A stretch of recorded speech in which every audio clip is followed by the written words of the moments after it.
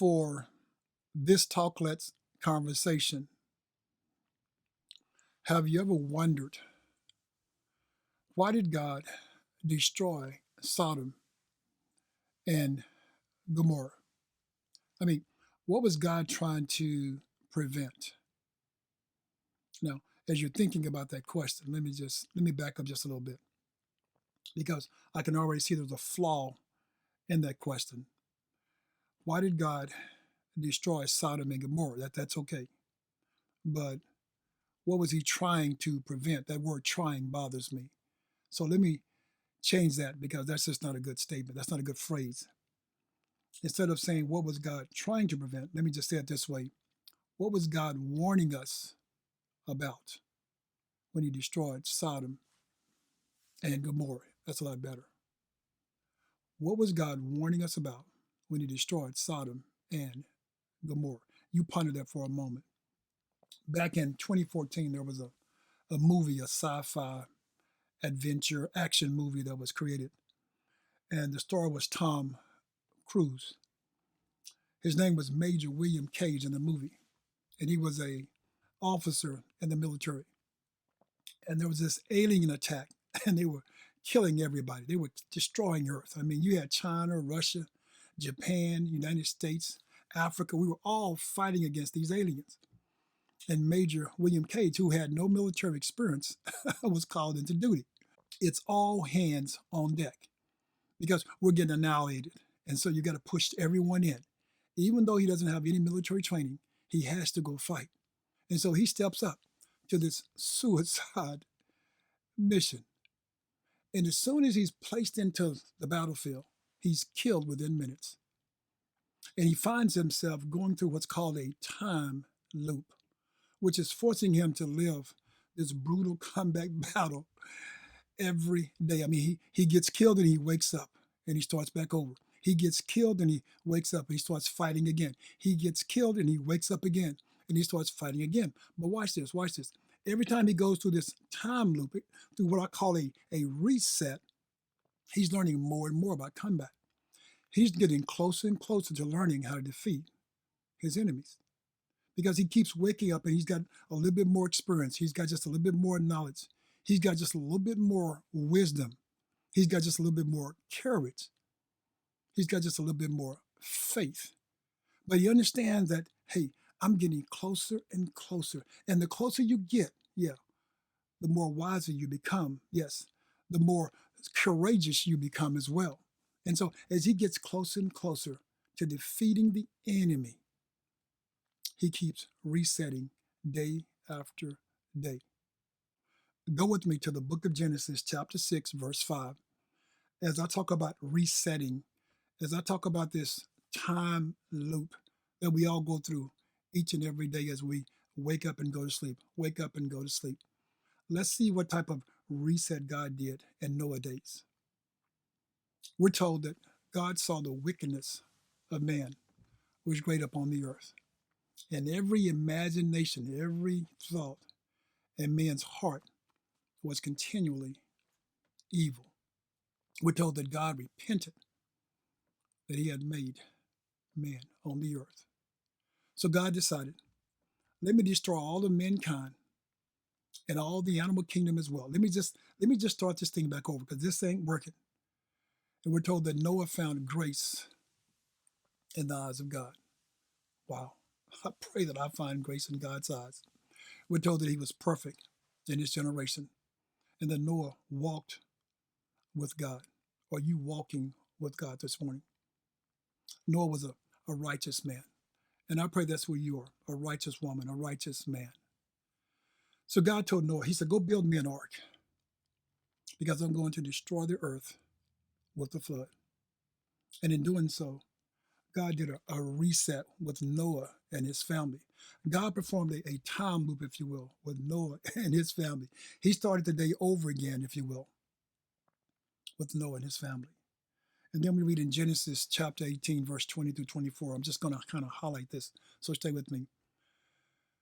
The Lord said, because the cry of Sodom and Gomorrah is great, and because their sin is very grievous, God is saying, I'm going to step out of heaven. Listen to this. And he's coming with two angels. He's going to step out of heaven. I want to see if what I'm hearing is what I'm going to be seeing. Now, we know God don't have to step out anywhere. He can see from where he's at. But God's making a point to you and I. I told you he's giving us a warning about why he destroyed Sodom and Gomorrah. He says, I'm going to step out. I'm going to go down and see if the cry that I'm hearing, if it's really that bad. Is it really that bad? Because, some people can just exaggerate some things. So God wants to come see for himself. And so God tells Abraham what he's planning to do. And Abraham confronts God and says, hey, God, come on, this doesn't sound like you. I mean, would you kill the righteous with the wicked? And Abraham says, let me just ask you a question. Let me just, if you will, let me negotiate with you for a moment. What if I go find 50 righteous people? Will you spare Sodom and Gomorrah? God says, yes, I will. Go ahead. Abraham sitting there thinking for a moment, hold up, maybe there's not 50 since he said that so fast. So he says, what about 40? What about 30? What about 20? And he gets to thinking, because he's negotiating. He says, well, you know what? Hold up. Lot's over there with his wife and his two virgin daughters, and he has other daughters. And so he's got son-in-law. So that's 10 righteous right there. He says, Lord, what if I find 10 righteous in Sodom and Gomorrah? Will you spare Sodom and Gomorrah? And God said, word, if you find 10, I will spare Sodom and Gomorrah. Abraham is banking on Lot, his wife, his two virgin daughters, and his other daughters with their husbands. But the angels goes into the city, you know the story, and they can't find 10 righteous. Can you find 10 righteous in your family? Are there 10 people that you could call upon right now in your family that you would bank on? Yeah, that you would gamble on, if you will, that you would put your life on the line for? That's righteous. I mean, so it begs to ask the question, what were all the issues with Sodom and Gomorrah? I mean, we've heard of some of the unnatural, if you will, sexual behaviors that they were engaged in. I mean, come on, men having sex with men, women having sex with women. It became boring from what we're hearing. It became very boring, if you will. And they started having sex with minors and having sex with animals and having sex with different spouses. I mean, they really started engaging in adultery and fornication and all type of molestation and rape. I mean, that's what was happening. And so God was hearing that cry. But let's not get it twisted. See, we focus on all the sexual appetite of Sodom and Gomorrah. But that's just a distraction because there's other things that was going on as well. Like there's other things that's going on with you. You don't mind ignoring that because you want to ignore what's happening with you. And you don't want anyone casting a stone at you. So when you listen to the readings or the writings of the prophets in the Bible, you realize there was a lot more going on. When you listen to the prophet Isaiah, the prophet Jeremiah, the prophet Amos, the prophet Zephaniah, Apostle Peter, the book of Judges, Jude, prophet Ezekiel. I mean, when you listen to Moses in the book of Genesis, I mean, they spoke about how they were oppressing the poor. Yeah, there was sexual immorality. We get that one. There was unnatural lust. We get that one. But there was violence. There was disgraceful of how they treated strangers. I mean, there was so much going on: murder, theft, adultery, idolatry, the abuse of power, pridefulness, the arrogance. And this is the one that really hits us all. They were so full. Yeah, they were so blessed. The city was so blessed. They were so full that they were full of their sexual appetite and they wanted something different. And so they started experimenting with different things. And that's why they wanted to have sex with the angels that God sent over to destroy the city, to bring Lot out of the city. So that's why God destroyed Sodom and Gomorrah. It's because they were full of immorality in every area of their lives, not just one, not just sex, in every area. So you have to ask yourself the question right now, where are we? I mean, as it relates to the reset, if you will, the time loop. I mean, God destroyed the entire world. And then he came back and he destroyed two cities about the same size as Dallas and Fort Worth. So where are we? Let me tell you where we are. Our flesh is still enjoying itself. That's where we are. We're out here in these streets and we're fornicating. Men having sex with men, women having sex with women, I'm just telling you, this is what's happening. Men and married couples are having sex with married couples, call it swinging or something like that. I mean, that's what's going on. You've got older men having sex with younger children. I mean, we're bored of what we're doing. People having sex with animals. I mean, it's happening, guys. Come on. Don't be so naive. Men and women are pleasuring themselves with different tools and devices, all type of toys, and they think it's cute. I'm telling you, we're doing what they were doing. Yes, we are. And probably worse. Probably worse. Orgies all over the place. I mean, your son by the age of 20 possibly have had 20 different sex partners by now. Your daughters by the age of 20, you don't want to hear this, but more than likely she's had 20 different sex partners by now with different and same genders. I mean, it's on and popping, as they would say. And so you ask, where are we in relate to this reset, this time loop? Well, guess what? We're no better than Sodom and Gomorrah. This flesh is calling out to please itself. And your spirit inside of this flesh, see, that's that cry. That's what God came down to hear. Well, what's crying out so loud? Is it this flesh? No. This flesh ain't crying. This flesh is enjoying itself. It's fulfilling every lust that it has. I mean, look at your family, look at your friends, just look at people flying all over the world, traveling everywhere to fulfill all of their sexual fantasies or sexual appetites. That's what's taking place. God has to reset us. Let's deal with this cry that God hears, that brings them out of glory, that brings them down. You have to ask yourself the question, is this cry from the saints or from the sinners? Well, from what I'm reading, from what I'm hearing, this cry was from sinners, because Abraham couldn't find 10 righteous over in Sodom and Gomorrah, not even his own nephew and his family. He couldn't find 10. So this is a cry. It's a cry that's a noise that you normally wouldn't hear. You wouldn't want to hear. Let's put it that way. As a matter of fact, I told you that Sodom and Gomorrah, as an example, the size of Fort Worth and Dallas, if you will. And so just think about this sin that's happening, all this sin, this eerie sound that's coming out of these two cities, and it reaches the ear of God. It's like a baby with a bad ear infection. You know how loud that baby's going to cry? Because an ear infection is painful for a baby. It's like you putting your fingernails up on the chalkboard and screeching it, running it down. Screech! That's the cry that God was hearing. And God said, you know what? This is an unusual cry. Let me go down and peek at this. Let me go see if this is really happening. And when he comes down, he's proven right. This cry is so nasty. It is so despicable.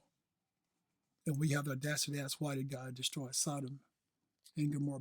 Because they're crying out to him. Now watch this. I told you these are sinners crying, if you will. This is what this is. But keep in mind, everyone has a soul. But this flesh is going to do what it's going to do. It's going to go back to the dust. But that spirit inside of you, yeah, that spirit is crying, even in sinners. That spirit is being suppressed. I mean, that flesh is just growing and growing and growing and growing, and that spirit is just decreasing and decreasing and decreasing. That's what's being snuffed out. That's what's crying also, going up. See, all the pleasure of this flesh is crying out loud and celebrating. But that spirit is crying inside. And God is saying, what's happening? I mean, that spirit should be building and building, and that flesh should be decreasing, but it's not. And that's why Sodom and Gomorrah had to go. You don't want that increasing throughout the earthly realm. You don't want that, not that kind of sin. All that immorality, you don't want that. No, you don't need that. Look at where we are now. There's 9 billion people estimated on the face of the earth right now. Now think about 9 billion people spinning out of control, like we are, fulfilling all the desires of their flesh. Yeah. And God hears all of this coming up again in his ears. Sinners and saints crying out all over the place. You can find 10 now. Oh, you can find 10 saints. Yeah, you can find 10 righteous. I truly believe that. but both are crying. We're crying out, God, when are you coming back? God, when, Lord? And the sinners are crying, party, party. Keep in mind now, it took decades, I do mean decades, for Sodom and Gomorrah to get this bad. I mean, it took a lifetime for it to get this bad. But with the advent, with the invention of the internet and social media, it only takes a fraction of a second for sin to be just sent all over the world through social media, through Facebook, Instagram, YouTube, TikTok. I mean, it just spreads within a matter of seconds. So, what was God warning us about? Yeah, it's right now. It's right now. I mean, when you think about it, every New Year's Eve, there's a reset that the world does. All these New Year resolutions. I'm going to do this better. I'm going to be better. I mean, we're all trying to be better. We get caught up in this time loop, if you will, of celebrating one day, of making changes. Every day you wake up should be a reset. Every day. God has blessed you to wake up every day to be better than you were the day before. Because you know so much now. You should be so much better now because you've got a chance to reset, to make this day, as Tom Cruise was fighting, as Major Cage was fighting. He wake up every day and he learned more. He get more knowledge. He get more wisdom. He get more understanding. I pray that's you. I pray you're not wasting your days and not growing and knowing. I pray that you're being benefited by living on this earth that God has blessed you with. Breath in your body. Yes. To get up and move and to be better, to become better. That's what we all should be. That's what we all should be searching for, is how do we become better? Noah was a righteous man and he found grace in the eyes of God. I pray that you raise your family up to be righteous individuals so that they can find grace in the eyes of God. What was God trying to prevent? And I'll tell you the word trying. God was trying to prevent you from going to hell. And I pray that you listen. I pray that you reset, that you change, from your behavior, from your immorality. I pray that you become a better person for yourself and for your family, for the kingdom. I pray that you be that light that's shining bright up on a hill. I pray that you don't waste your time. God sent his only begotten Son, his beloved Son, Jesus Christ, so that you and I, we could reset again and again and again. See, every day we wake up, we get a chance to reset. We get a chance to keep resetting, keep going through this time loop. We get a chance to get better, to learn more. To keep working on ourselves, to keep being developed, to keep witnessing, to keep having a great testimony over and over again until we're finally ready. Yes, I'm talking to you sinners as well. Until you're finally ready to confess that Jesus Christ is Lord. Until you're finally ready to believe in your heart that God has raised them from the dead. See, that's why God destroyed Sodom and Gomorrah. Because he wanted this world to reset itself. He wanted us to be in this time loop so that we could have an opportunity to make it into heaven, to eternity with him. Because the way we were going, we won't make it. None of us would. But God is so good. He's so merciful and he's so graceful. And he is who he say he is. God is God. I pray that you start waking up every morning and you start resetting. You start becoming better because you know better. And so therefore you can do better. I pray that you don't these days be wasted. I pray that each morning you wake up with that reset in mind, that you get up again and you go at it again and you keep on plugging at it. You keep on working at it. You keep on using that knowledge that you get, that wisdom that you obtain. You keep on using all of those gifts and blessing that God's pouring into you, that you keep using it and not abusing it. See, those who don't learn, those who don't grow, you're abusing what God has given you. All the days that he's breathing in your body, you're abusing that. If you want to use this, then use it the right way. Reset every morning and become better and not bitter. In Jesus' name, you be blessed.